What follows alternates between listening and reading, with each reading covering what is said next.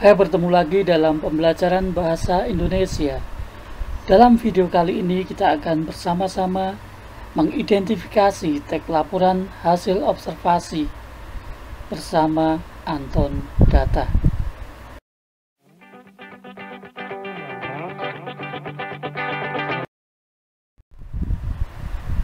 Adapun kompetensi dasar yang kita pelajari yaitu KD 3.7 mengidentifikasi informasi dari teks laporan hasil observasi berupa buku pengetahuan yang dibaca atau diperdengarkan. Dan tujuan pembelajarannya meliputi 1. Menjelaskan pengertian teks laporan hasil observasi. 2. Menentukan fungsi teks laporan hasil observasi.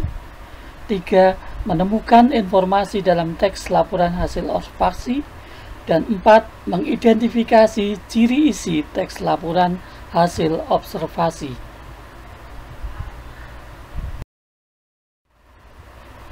Anak-anak, pernahkah kalian melihat laut?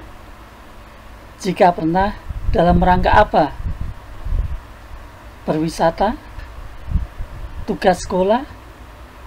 Lalu, apa yang kalian lakukan di sana? Ya, ketika kalian di laut, tentu kalian akan melakukan suatu aktivitas. Di samping melihat-lihat, kadang-kadang kalian tentu akan mengamati bagaimana kondisi laut tersebut. Nah, ketika kalian melihat-lihat laut, mengamati kondisi laut, banyak hal yang akan bisa kamu temukan. Misalnya keindahan lautnya, lalu kehidupan lautnya. Ya, keindahan laut ataupun kehidupan laut, misalnya kamu bisa menemukan terumbu karang, ikan laut, dan tumbuhan laut.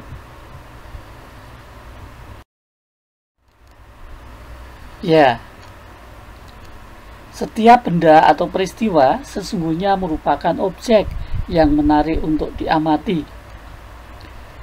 Jika pengamatan dilakukan dengan seksama, ada banyak hal atau informasi yang didapatkan melalui benda atau peristiwa itu. Selain mengamati langsung, kita dapat juga mendapatkan informasi dari buku pengetahuan tentang hasil observasi.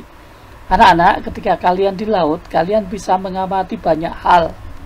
Nah, dari apa yang kamu amati itu, seandainya kamu tulis, maka akan menjadi sebuah teks yang disebut dengan teks laporan hasil wawancara.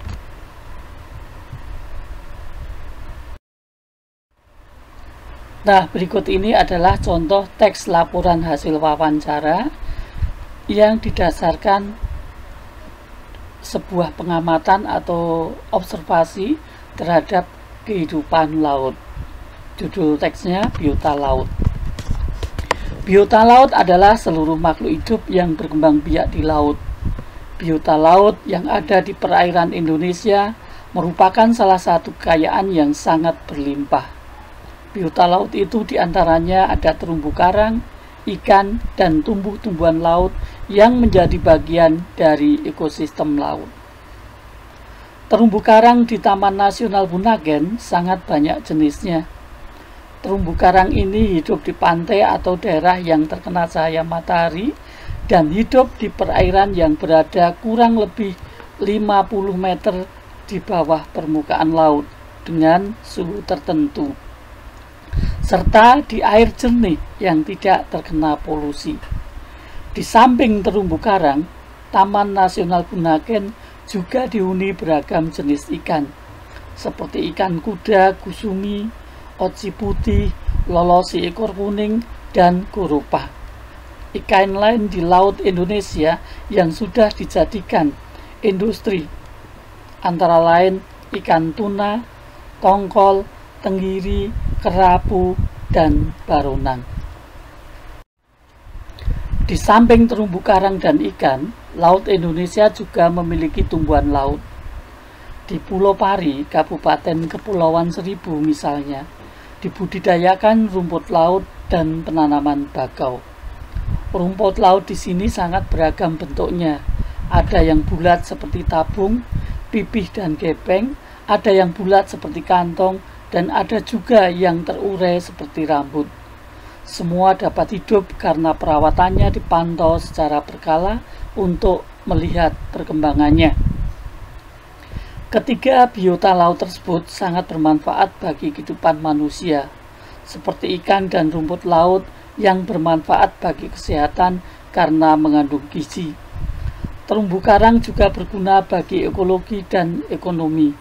Di samping itu, biota laut Indonesia juga bermanfaat bagi perkembangan pariwisata, seperti Raja Ampat di Papua, Pulau Wangi-Wangi di Sulawesi Tenggara, dan Bunaken di Manado.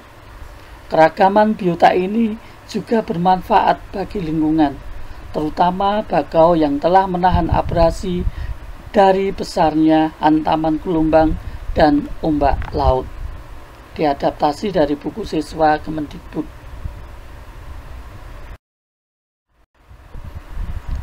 Nah, kalau kita cermati informasi apa saja yang ada dalam teks tersebut, ya, teks tersebut memuat beberapa informasi yang meliputi A. Pengelompokan biota laut. Ya, biota laut dikelompokkan menjadi terumbu karang, ikan, dan tumbuhan laut.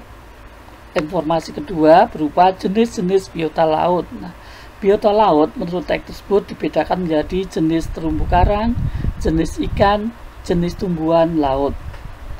Dan yang C, manfaat biota laut. Menurut teks tersebut, biota laut memiliki manfaat kesehatan, misalnya ini pada ikan dan rumput laut, ekonomi, ya, pariwisata, dan pelestarian lingkungan hidup. Nah, inilah informasi yang terdapat dalam teks tersebut, terdiri dari 3 hal, yaitu pengelompokan objek, kemudian jenis-jenis objek atau bagian-bagian objek, dan manfaat dari objek. Objek yang dimaksud adalah objek yang menjadi bahan pengamatan atau observasi. Nah, anak-anak, setelah kita mencermati teks tersebut, sekarang kita bisa membuat sebuah pengertian, ya, atau batasan tentang teks laporan hasil observasi atau teks LHO. Teks LHO adalah teks yang memberikan informasi secara umum, rinci, dan detail tentang suatu objek berdasarkan fakta dari hasil pengamatan langsung. Teks LHO sering disebut juga dengan teks klasifikasi karena objek pengamatan dalam teks observasi dikelompokkan menjadi bagian-bagian lebih kecil berdasarkan jenisnya. Selanjutnya, teks LHO mempunyai fungsi sebagai berikut. Yang pertama, sebagai dokumentasi kegiatan. Kedua, bentuk pertanggungjawaban pelaksanaan tugas. Ketiga, memberikan informasi atau penjelasan rinci tentang sesuatu dari sudut pandang keilmuan. Dan yang keempat, menyampaikan segala hal yang diperlukan kepada pembaca tentang hasil pengamatan secara rinci, sistematis, faktual, dan cermat. Teks LHO dilihat dari isinya memiliki ciri-ciri sebagai berikut. Yang pertama, objektif. Dapat dibuktikan kebenarannya didasarkan penelitian. Kedua, faktual, ya, benar-benar ada. Ketiga, umum. Objek observasi bersifat umum. Dan keempat, sistematis, ya. Objek dirinci berbagian dari sudut pandang ilmu. Teks LHO dikatakan bersifat objektif, artinya semua informasi yang disampaikan harus dapat dibuktikan kebenarannya. Biasanya informasi yang disampaikan sudah diteliti secara ilmiah. Teks LHO berdasarkan fakta. Maksudnya, informasi yang diberikan harus berupa fakta-fakta ilmiah yang terkait dengan objek pengamatan. Teks LHO dikatakan memiliki objek bahasan yang bersifat umum. Maksudnya adalah bahwa objek yang akan diobservasi ditentukan secara umum.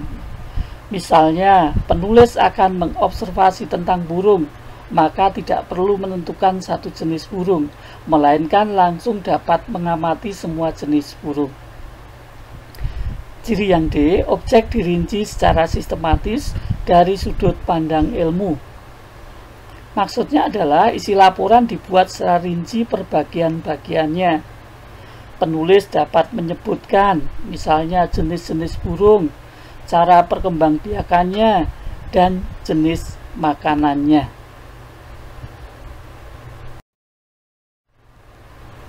Nah, itu tadi anak-anak bahasan kita tentang teks laporan hasil observasi.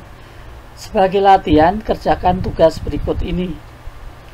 Bacalah kembali teks LHO berjudul Biota Laut. Kemudian jawablah pertanyaan-pertanyaan berikut ini. 1. Objek apakah yang diamati dalam teks laporan hasil observasi tersebut? 2. Apakah yang dimaksud dengan biota laut? 3. Sebutkan macam-macam biota laut. 4. Sebutkan beberapa manfaat biota laut. 5. Jelaskan karakteristik tempat hidup dari terumbu karang. Kerjakan soal tersebut pada selai kertas, kemudian foto dan kirimkan melalui Google Classroom Bahasa Indonesia untuk diambil penilaian. Selamat mengerjakan.